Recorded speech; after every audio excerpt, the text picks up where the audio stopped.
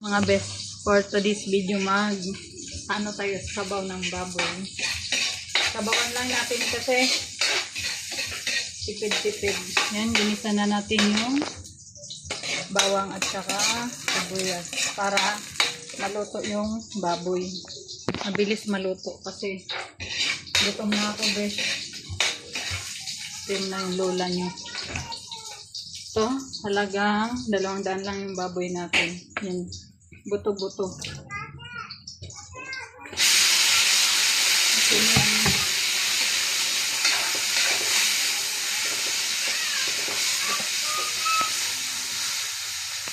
Yan, lagyan na natin ng bitchin. Kasi alis ako, pinagawa ko yung asin. Pinagawa ko yung yung cellphone ng anak ko kay na virus. 300 daw yung bayad. Pupuntahan ko. Tapos, lagyan na natin ng tubig. Para habang alis ako, hindi naman siya ganong kalayo, malapit lang. Doon lang banda sa taas. Maano siya? Lumambot. Lumabot yung natin. Nilaga. Nilagang buto-buto. Yan.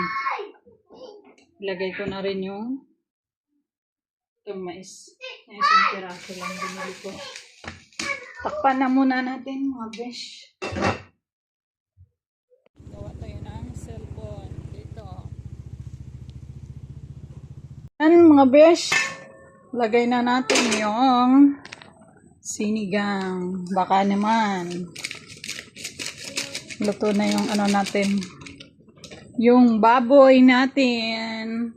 Malapit na. Grabe na ang gutom ko mga besh. Galing pa ako doon sa taas nagpa-repair ng cellphone. Kaso, mga 1 oras pa daw. Iniwanan ko na kasi umalis ako nakasalang to. Sabi ko, balikan ko na lang. O di kaya, pinadala ko na lang pala sa pinsang ko nagtatrabaho doon malapit sa repair shop. Tikman nga natin.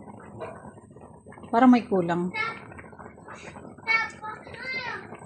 Ayan, pwede na mga besh. Pampaasim lang pala ang kulang. Yun lang. Thank you for watching. Bye-bye.